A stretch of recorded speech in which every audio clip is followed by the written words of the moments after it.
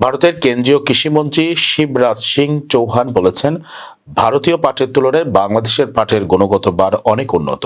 পশ্চিমবঙ্গে এক অনুষ্ঠানে তিনি বলেন, বাংলাদেশের স্রোতযুক্ত পানিতে পাট পচানো হয়, ফলে এর মান ভালো হয়। উত্তর 24 পরগনার ব্যারাকপুরে central research institute for jute and allied fibres পরিদর্শনকালে সাংবাদিকদের প্রশ্নের জবাবে তিনি এ মন্তব্য করেন।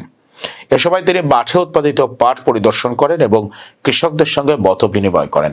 কৃষকদের কাছ থেকে পাটের ন্যায্য মূল্য না পাওয়ার অভিযোগ শুনে প্রয়োজনীয় ব্যবস্থা নেওয়ার আশ্বাসও দেন।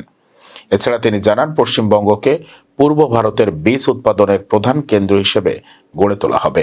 একই সঙ্গে চুঁচুড়া রাইস রিসার্চ স্টেশনকে সেন্টার অফ এক্সেলেন্সে উন্নীত করার পরিকল্পনার কথাও জানান তিনি। বাংলাদেশের পাটের গুণগত মান নিয়ে ভারতের কৃষিমন্ত্রীর এই মন্তব্য দুই দেশের পাট খাতের জন্য গুরুত্বপূর্ণ বলে মনে করছেন সংশ্লিষ্টরা।